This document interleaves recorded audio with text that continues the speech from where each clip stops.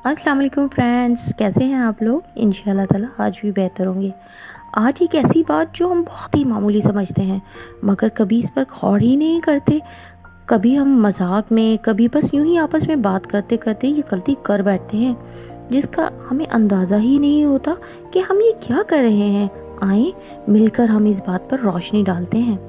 बच्चे बड़े आपस में बातें करते करते बस यूं ही किसी न किसी के बारे में बात करने लगते हैं, जैसे फलां ये करता है, उसने ये कपड़े पहने थे, उसे तो बात करने का सलीका ही नहीं आता, उसने तो बदतमीजी की हद ही कर दी, वो नमाज ही नहीं पढ़ता, बहुत ही खाता है, बहुत फजूल खर्च है, या इस तरह की बहुत सी बातें जो देखने में तो बहुत मामूली हैं मगर क्या हम जानते हैं कि ये कितना बड़ा गुनाह है जो हम जाने अनजाने कर गुजरते हैं और हमें एहसास तक नहीं होता। ऐसी बातें जो साफ अल्फाज में गीबत कहते हैं। गीबत एक ऐसा अमल है जिसमें किसी की गैर मौजूदगी में इसकी बुराई की जाए, यानी वो बात जो उसमें हो ही ना हो या जिस बात का कोई वजूद ही ना हो।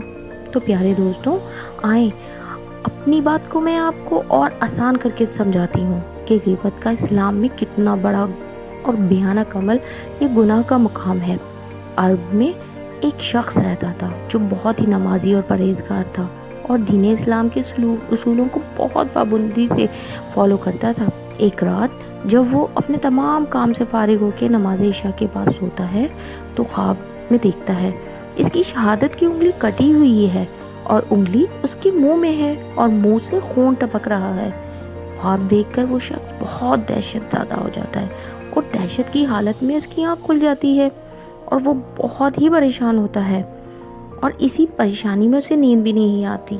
आखिरकार वो बहुत कोशिश करता है कि मैं सो जाऊं, लेकिन उसे दोबारा नींद नहीं आती और उसे अजान की आवाज़ सुनाई देती है, यानी फजर का वक्त हो जाता है।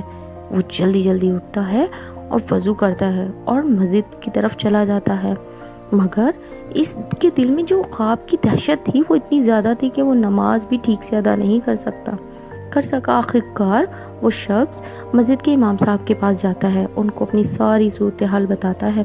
इमाम साहब बहुत तहम्मुल से इस शख्स का ख्वाब सुनते हैं और बताते हैं कि ख्वाब की ताबीर तो बहुत ही आसान है, यानी आप गीबत करते हो लिहाजा गीबत करना छोड़ दो। वो शख्स अल्लाह से तौबा करता है और गीबत करना जैसा फजूल काम बिल्कुल छोड़ देता है।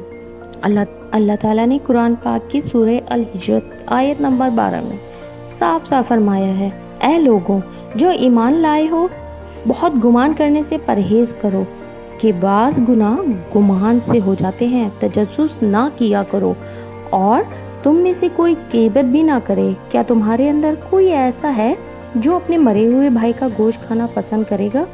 देखो तुम खुद इससे घिन खाते हो। अल्लाह से डरो, अल्लाह बहुत बड़ा तौबा कबूल करने वाला और रहीम है। देखा आपने मेरे प्यारे दोस्तों, गीबत एक निहायत ही फजूल अमल है, तो जितना हो सके हमें इस अमल से बचना चाहिए। अल्लाह मुझे और आपको हिदायत दे और इस अमल से बचने की तौफीक दे। आमीन आमीन सुम आमीन। आपको ये छोटी सी बात मेरी पसंद आई हो तो जल्दी से मेरे चैनल को सब्सक्राइब करें और बेल के आइकन को दबाना तो बिल्कुल भी मत भूलें, क्योंकि ऐसी अच्छी और इन्फॉर्मेटिव नॉलेज मैं आप लोगों के लिए लेकर आती रहती हूँ, जल्द से जल्द आप तक पहुँची जा सके। और हाँ, मेरे चैनल को लाइक करना तो बिल्कुल ना भूलना और इसको जल्दी से शेयर कर दें। तो फिर इंशाल्लाह ताला बहुत जल्द आप लोगों से दोबारा मिलती हूँ ऐसी